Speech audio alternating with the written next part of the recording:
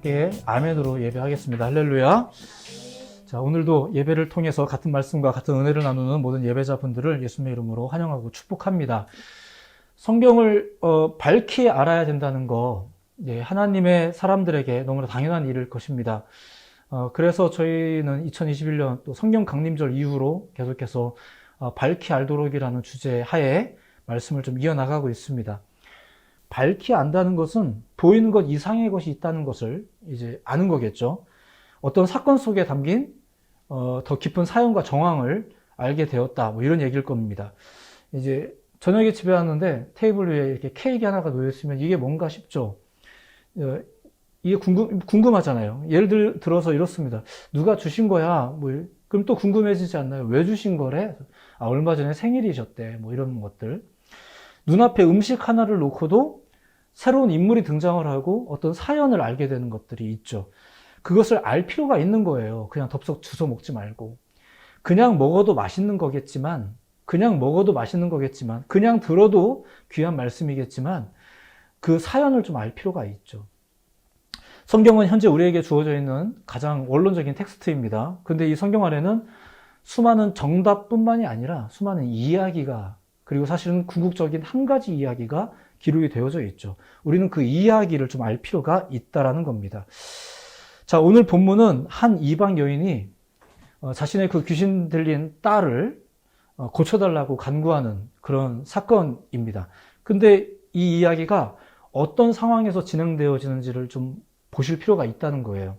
왜냐하면 그것이 지금 이 사건이 성경으로 기록된 이유이기 때문에 그렇습니다. 그저 누군가가 병 고쳐달라고 했고 예수님이 고쳐주셨으니까 이게 대단한 사건 같아서 이걸 기록으로 남긴 게 아니라 이게 성경으로서 기록될 이유가 있었다라는 거죠. 자, 마태복음 15장을 이제 좀 설명을 드릴 텐데 이 안에는 몇 가지 사건이 좀 등장을 합니다. 그것을 좀 차근차근 좀 간단하게나마 좀 소개를 해드리겠습니다. 이 이야기에서 특별히 등장하는 인물들을 여러분들이 좀 주목해서 이제 들어두실 필요가 있습니다. 자, 이들과 관련된 이야기가 결국은 이 여인의 이야기와 연관되어 있기 때문에 그렇습니다. 자, 예수님의 제자들이 그 떡을 먹을 때 손을 씻지 않았던 모양입니다. 근데 그게 바리새인들과 서기관들의 눈에 띈 거죠. 이제 바리새인들과 서기관들, 자, 그들을 먼저 이제 잠깐 보겠습니다. 자, 이 이야기의 배경은 게네사렛이라는 동네예요. 그리고 이제 바리새인들과 서기관들은 예루살렘에서부터 여기까지 지금 와 있는 겁니다. 예루살렘의 사내들인 그 종교회에서 갈릴리로 이제 파견된 일종의 종교 조사단이었습니다. 당시 예수님의 그 병고침과 또 가르침에 대해서 조사하려고 지금 여기 와 있는 건데, 정확히 말하자면 단순히 그 예수님의 소문과 실체를 조사하려는 것이 목적이 아니라 예수님을 모해할 그 어떤 구실을 찾으려고 지금 와 있는 거죠. 자, 그러던 차에 딱 걸린 거예요. 예수님의 제자들의 잘못이라고 이제 보는 거죠. 잘못을 목격을 한 거예요. 그래서 이렇게 말을 합니다. 2절 말씀인데, 당신의 제자들이 어찌하여 장로들의 전통을 범하나이까? 자, 이렇게 지적을 합니다. 자, 여기에서 장로들의 전통이 뭔지를 간단하게 소개해드리면 그렇습니다. 당시 유대인들이 가지고 있는 율법, 여러분들이 보통 그냥 율법이라고 말하는 거, 그것이 두 가지로 구성되어져 있어요. 성문율법과 구전율법이라는 게 있어요. 성문율법은 그 모세오경에 기록된 율법을 말합니다. 소위 율법의 원본이죠. 그리고 이 성문율법을 보면 사실은 생활에 필요한 모든 것들이 다 기록되어 있지는 않아요. 그러다 보니까 랍비들이 이 성문율법을 실생활에 잘 적용할 수 있도록 이제 해석을 하겠죠. 해석을 하면서 이 율법의 적용을 이제 기록을 해나가기 시작했는데, 이것이 시간이 지나면서 권위 있는 랍비들이 쓴 그 율법의 해석과 권고가 축적이 되겠죠. 이제 그러다가 결국은 이 축적된 것이 오히려 더 이제 상용화되듯이 전해지게 됐고, 이러다 보니까 어느덧 성문율법과 더불어 이제 권위를 가지게 된 거예요. 이것을 구전율법이라고 해요. 예수님 시대에 이 구전율법이 너무 만연해져 있었던 거죠. 이게 너무 만연하다가 이제 어느 지경까지 이르렀냐면은 오히려 모든 생활을 통제하는 기능까지 이 구전율법이 이제 적용되기 시작한 거예요. 우리가 잘 구별해야 되는 게 바로 이 성문율법과 구전율법이에요. 자, 예수님께서 마태복음 5장 이제 막 사역을 시작해서 한참 이제 뜨겁게 사역을 시작할 때 당시에 산상수훈의 말씀에서 이런 말씀을 하신 적이 있어요. 내가 율법이나 선지자를 폐하러 온 줄로 생각하지 말라. 폐하러 온 것이 아니라 완전하게 하려 함이라. 자, 이게 무슨 율법을 말하는 걸까요? 이게 성문 율법에 대한 거예요. 예수님은 누구보다도 오히려 더 이 성문 율법에 신실하셨던 분이셨습니다. 다만 잘못된 구전 율법에 대해서는 비판을 이제 아끼지 않으셨던 거죠. 그게 이제 바리새인들과 서기관들과 끊임없이 마찰하게 된 이유였습니다. 손을 씻지 않고 음식을 먹는 것은 구전 율법에서 금하는 거였습니다. 아마 성결법과 관련된 것이었을 거예요. 근데 이제 성결법을 강화하다가 보니까 이것의 실천 사항들을 강요하다 보니까 손을 씻지 않고 음식을 먹으면 안 된다. 이제 이런 것들이 규정이 된 거겠죠. 그 구전 율법을 어기는 예수님의 제자들의 모습이 그들의 눈에 띈 거죠. 근데 이에 대해서 예수님은 그들의 잘못된 생각을 신랄하게 이제 지적하시는 이야기가 나와요. 그런 전통과 하나님의 계명은 다른 거다. 심지어는 너희의 그 구전 율법이 오히려 성문 율법과 얼마나 대치됐는지 이런 거에 대해서 예수님이 막 신랄하게 지적하기 시작합니다. 이제 그것을 또 이사야서의 말씀을 빗대어서 이렇게 말씀하시기도 하죠. 이 백성이 입술로는 나를 공경하되 마음은 내게서 멀도다. 사람의 계명으로 교훈을 삼아 가르치니 나를 헛되이 경배하는도다. 뭔가 경배하는 행위를 하긴 하는데 사람의 계명으로 지금 하고 있는 거죠. 근데 그게 지금 틀렸다라는 지적을 하고 있는 거예요. 7절에 보면 예수님이 그들을 향해서 외식하는 자들아라는 표현이 나오거든요. 이 표현이 예수님께서 바리새인과 서기관들을 향해서 위선자라고 불렀던 첫 번째 기록입니다. 여러 가지 종류의 위선이 있겠지만 지금 어떤 위선인가요? 종교적 위선, 신앙적 위선에 대한 첫 번째 지적인 거죠. 자, 왜 율법에 대한 그들의 이해를 향해서 외식, 위선이라는 말을 사용했을까? 분명히 그들이 사용하는 건 성경일 테고 그들은 계속해서 성경의 이야기를 하는 것일 테고 분명히 다 옳아 보이는 말일 텐데 왜 그럴까? 왜냐하면 그 외식으로 인해서 첫 번째 하나님의 뜻을 잘못 알게 되기 때문에 그렇습니다. 하나님의 뜻을 말하는 것 같지만 하나님의 뜻과는 전혀 다른. 두 번째, 그 외식은 사실상 사람의 욕심에 의해서 만들어진 것이기 때문에 그렇습니다. 이런 지적의 말씀을 더 깊이 설명하지 않겠습니다. 실제로 할 이야기가 맨 뒤에 있기 때문에 바로 넘어가겠습니다. 이런 지적의 말씀을 하신 이후에 예수님은 막 당황하고 있는 사람들을 모아다 놓고 이제 참된 종교와 윤리에 대한 내용들 그리고 내적 정결에 대한 이야기를 이렇게 가르쳐 주세요.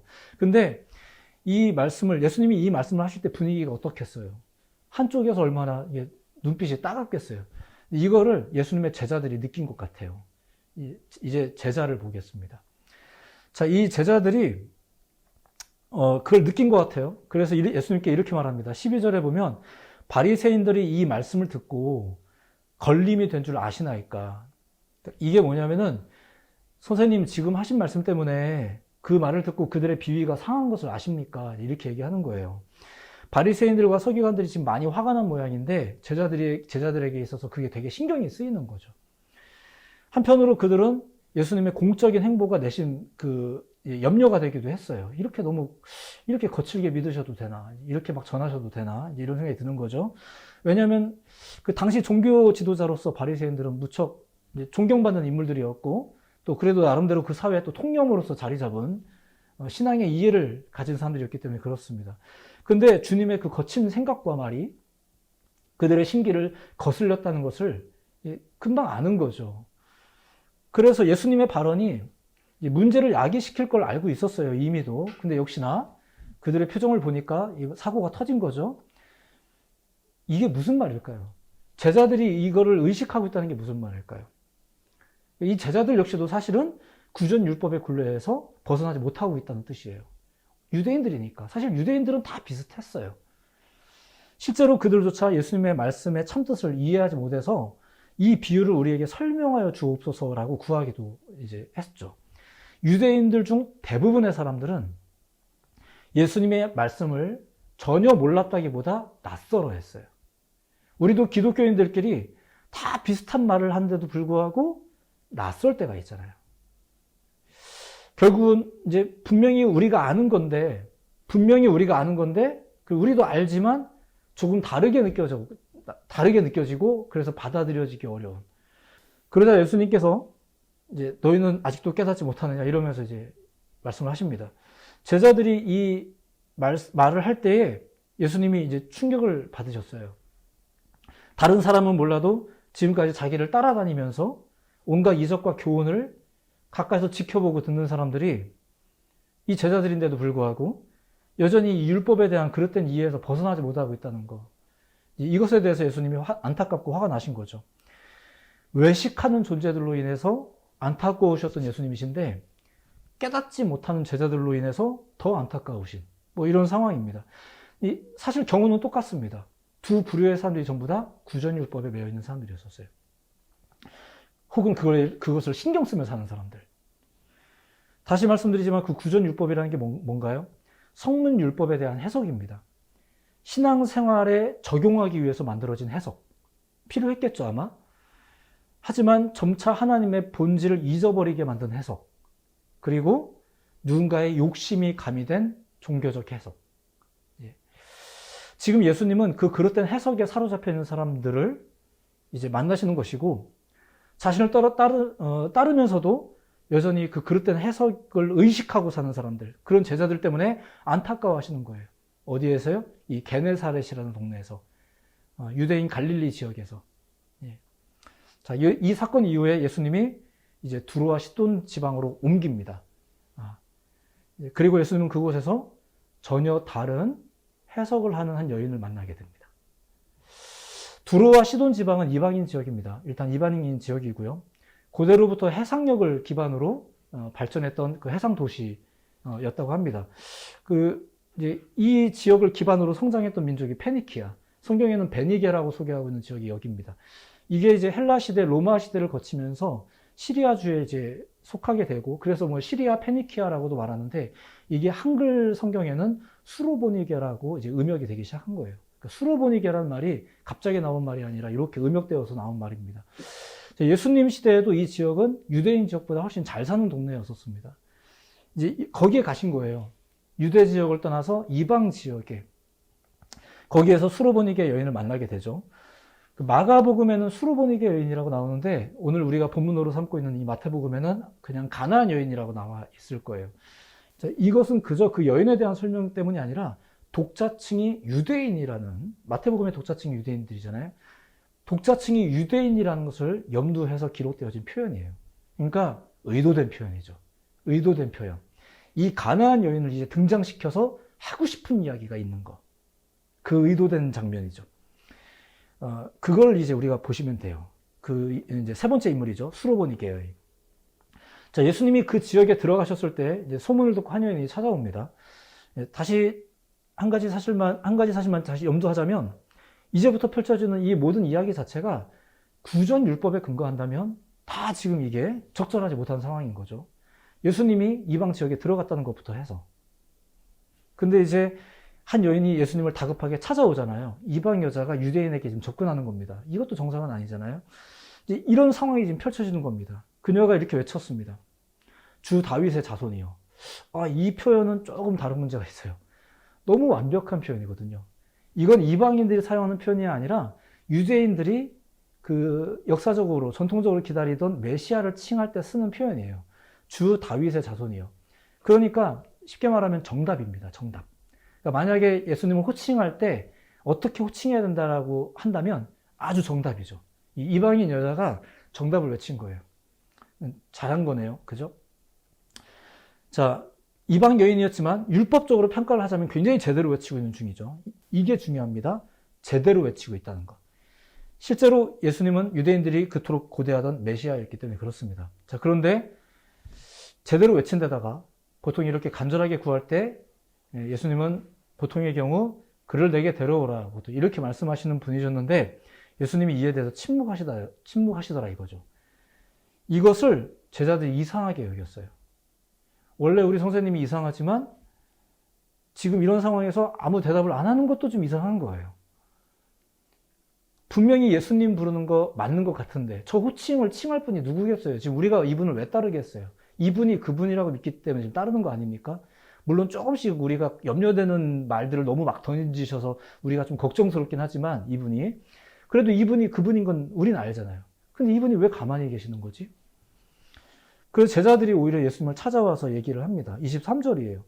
제자들이 와서 청하여 말하되 그 여자가 우리 뒤에서 소리를 지르오니 그를 보내소서. 이런 말씀이 나와요. 그러니까 제자들은 그녀가 이제 신경이 쓰이는 거예요. 가장 신경 쓰였던 것은 뭐라고요? 앞서서 이야기했지만 그녀가 이방 여자라는 것 때문에 그렇습니다. 이방 여자가 지금 유대인 근처에 접근을 하는 거예요. 이건 내버려두면 안 되죠. 특히나 구전율법에 의하면 그렇습니다. 이게 신경이 쓰이는 거예요. 그래서 보내소서라는 말을 이제 하고 있는 건데, 이 말에 대한 주석을 좀 여러 가지로 제가 봤거든요. 봤더니 이 보내소서라는 말에 대해서 주석은 그녀의 요구를 빨리 들어주자. 그래, 들어준 다음에 보내자. 이런 의미의 해석도 있고, 들어주지 말고 빨리 쫓아내자. 이런 의미의 해석도 있더라고요. 근데 뭐가 됐든 마찬가지예요.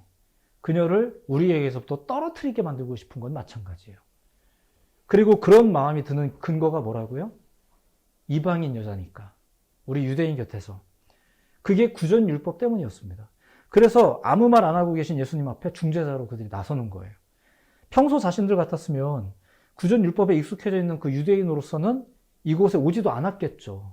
근데 이제 예수님이 이제 오시기 때문에 어쩔 수 없이 따라온 건데, 이제 이방 여인까지 우리한테 막 접근을 해오니까 이거는 이제 우리가 뭔가 해야죠.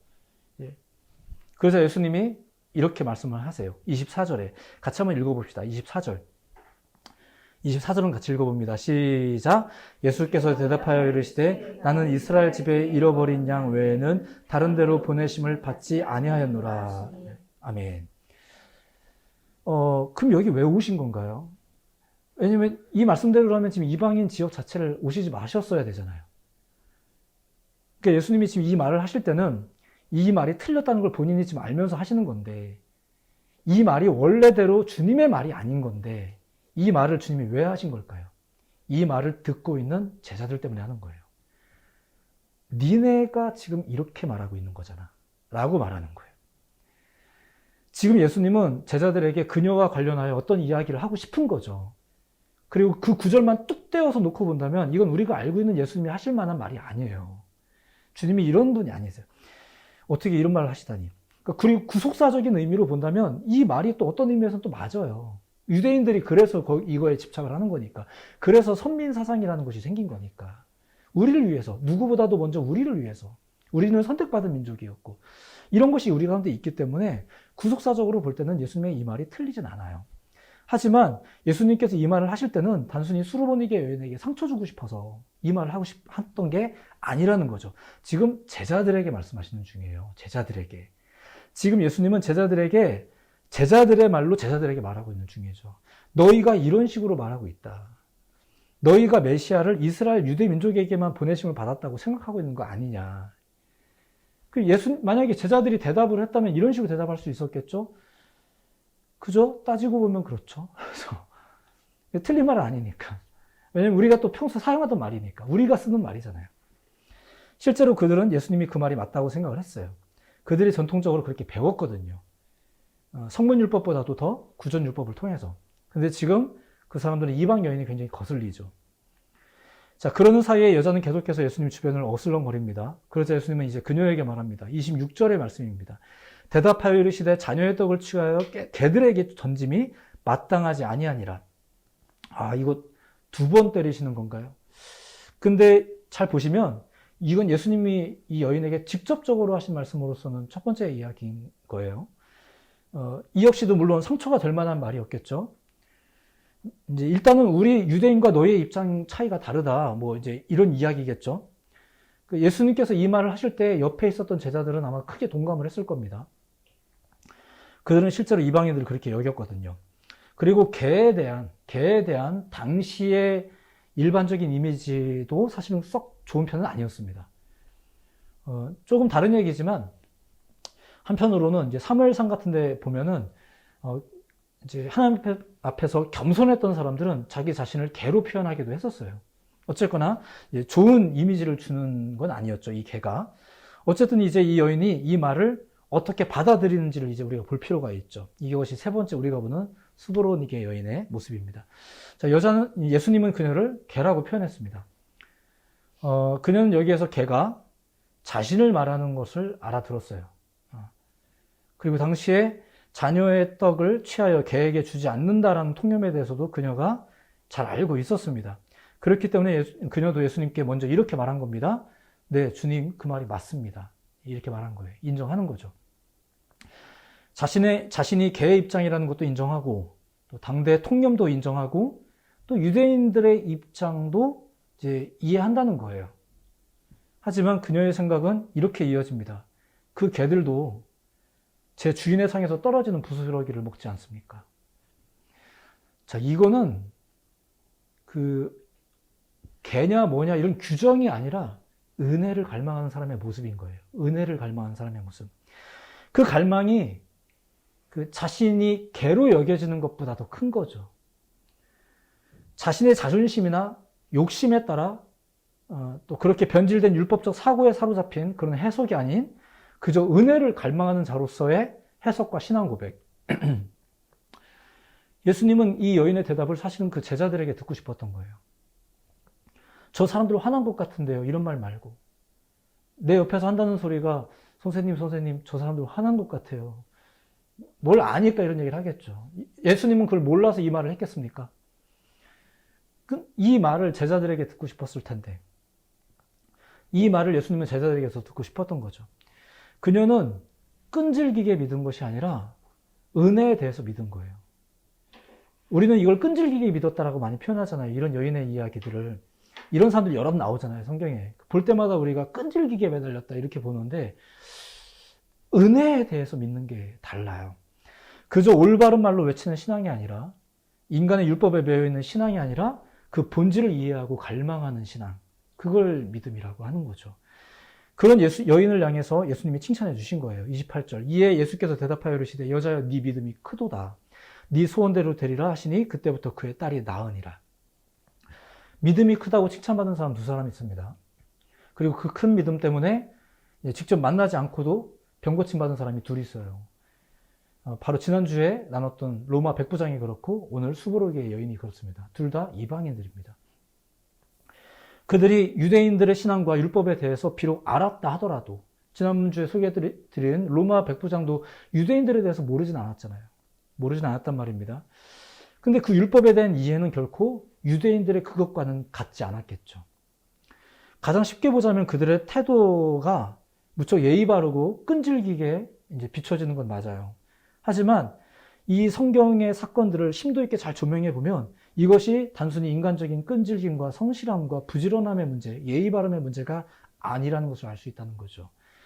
지금 이건 아니지 않느냐라고 책망받고 있는 것은 이방인이 아니에요. 유대인들이에요. 유대인들의 그 종교심, 그들이 가지고 있는 믿음에 대한 규정들, 그들이 가지고 있는 율법적 올바름들. 예수님은 수보로니게 여인 이야기를 통해서 지금 구전 율법에 매여 있는 유대인들을 고발하고 있는 중인 거예요. 그리고 아예 마태복음이 그런 의도로 쓰여진 책이에요. 믿음이라는 것이 무엇에 대한 믿음이어야 하겠는가를 보여주는 거죠. 무엇에 대한 믿음이어야 되겠습니까? 율법에 대한 믿음입니까? 아니면 은혜에 대한 믿음이겠습니까? 은혜라는 거예요. 너무 쉬운가요? 너무 쉬운데 심도 있게 연구하다 보니까 이걸 잊어버렸나 보죠. 그게 유대인들이었던 것 같아요. 이게 마태복음의 특징이기도 하고요. 말씀을 정리하면 이렇습니다. 반복되는 내용이겠지만 이렇습니다. 첫 번째, 예수님은 은혜를 위해 오셨습니다. 믿으시기 바랍니다. 오늘 아침 묵상에 그런 내용이 있었어요. 뭐냐면 하나님께서 메시아를 통해서 약속하신 새로운 세상이 어떤 세상일까? 이전 것에 매이지 않는 세상이라는 거죠. 이전 것에 매이지 않는 세상. 오늘 말씀을 통해 우리가 보는 몇몇 사람들은 어떤 사람들이었었어요? 이전 것에 매여 있는 사람들이잖아요. 우리 앞에 이제 메시아가 등장을 했는데 우리 가운데 이 은혜의 메시지가 심지어 유대인을 벗어나 이방인들에게까지도 이것이 선포되어지고 있는데 은혜를 은혜로 보지 못하고 그 은혜에서 우리가 짚어낼 수 있는, 잡아낼 수 있는 빌미거리를 찾아서 지금 보고 있는 사람들이 여기 존재하고 있잖아요. 아직 이전 것에 매여 있는 사람들. 무척 종교적인 사람들인 건 맞지만 더군다나 예수님을 따라다니면서도 이전 것을 의식하며 살던 사람들. 내가 나름대로 좀 다른 길에 들어섰다. 나도 이제 신앙생활을 시작했다라고 말하면서도 여전히 세상에 대한 그릇됨을 버리지 못하고 때로는 그게 그립고 이런 사람들이 또 있더라 이거죠. 예수님이 얼마나 안타까우셨을까. 자, 두 번째, 뭐 같은 얘기일 수 있겠지만 두 번째 결론은 이렇게 소개해드리고 싶습니다. 우리는 은혜를 갈망해야 됩니다.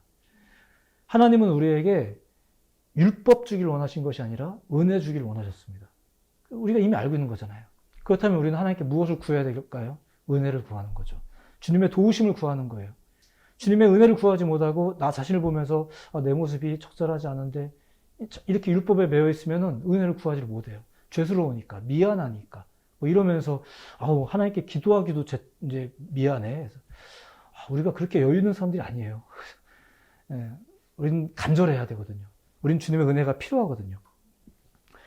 수브로닉의 여인이 보여주고 있는 게 그거예요. 그는 오히려 삶의 배경을 놓고 보자면 신앙적인 이해가 오히려 없었어요. 어떻게 기도해야 되는지는 뭐 제대로 알았겠습니까? 성경 지식은 많이 알았겠습니까? 하나님이 어떤 분인지에 대해서도 뭐 제대로 알았겠습니까? 하지만 지금 그 여자는 굉장히 간절하고 내가 어떤 식으로 갈망해야 될지, 어떤 식으로 예배해야 될지조차 잘 모르는 사람이었을 거 아닙니까? 근데 지금 예수님을 만나서 이렇게 개라는 것은 유대인들 뿐만이 아니에요. 사회적인 통념이에요. 이건 별로 좋은 이미지 아니거든요. 근데 이거를 감수해 가면서까지도 지금 나는 내 딸이 나아야 되거든요. 저분의 도움이 필요하거든요. 이 은혜가 필요하거든요. 이걸 갈망하는 거예요. 이런 모습을 우리에게 지금 소개시켜주고 있는 거죠. 단순히 수르보닉의 여인을 통해서 우리에게 간절한 믿음을 보여주고 싶은 것이 아니라 너희가 지금 어떤 것을 기대하고 어떤 것을 의지하는 믿음을 가지고 있는가를 지금 이 15장을 통해서 보여주고 있는 것이라는 얘기입니다. 세 부류의 인물들이 등장을 하죠. 잘 참고하셨으면 좋겠습니다. 그리고 이 세 이야기가 어떻게 마무리가 되어지고 어떻게 연결되어지는지를 우리가 보실 필요가 있습니다. 오히려 유대인의 율법, 장로들의 전통에 대해서 무지했던 이 수브로닉의 여인이 이 은혜라는 것에 대해서는 더욱 잘 이해하고 있었던 것 같아요. 오히려 계속해서 교회 다니면서 예배했던 우리들보다 오늘 교회 처음 나와서 나이가 아직 어려서 너희가 주님 앞에 기도하면 주님이 소원 다 들어주셔 라고 말하는 이 아이가 주님 앞에 막 기도하는 거랑 오히려 이 아이의 기도가 더 순전해 보이는 것처럼 이제 어쩌면 우리의 모습들을 그렇게 우리가 자성하고 다시 한번 주님 앞에 주의 은혜를 갈망하는 그런 믿음들을 발휘해야 되는 그런 시대를 우리가 살고 있는 것은 아닌가. 좀 그렇게 오늘 말씀을 통해서 도전을 드리고 싶습니다. 그냥 간절한 게 아니란 얘기예요. 그냥 간절한 게 아니란 얘기예요. 우리가 혹시 오히려 믿음이 있다라는 이유 때문에 더 기도하지 못하고 믿음이 있다라는 이유 때문에 더 주님을 찾지 않고 있는 것은 아닌지. 다른 것에 매달려서 당연히 열심히는 하죠. 열심히 하는 법도 알고 있고. 근데 혹시 우리가 하나님의 은혜 없이 믿음 생활을 하고 있는 것은 아닌지 이런 스스로를 향한 좀 신앙의 도전들이 이 말씀을 통해서 있기를 간절히 소망해 봅니다. 우리는 은혜를 갈망해야 됩니다. 은혜를 사모하시기 바랍니다. 그리고 단연컨대 주님은 우리에게 은혜 주기를 원하시는 분이십니다. 주님의 그 약속을 따라서 우리가 믿고 날마다를 감사하며 사는 우리 모든 은혜의 삶이 되기를 예수님의 이름으로 축복해 드립니다. 기도하겠습니다.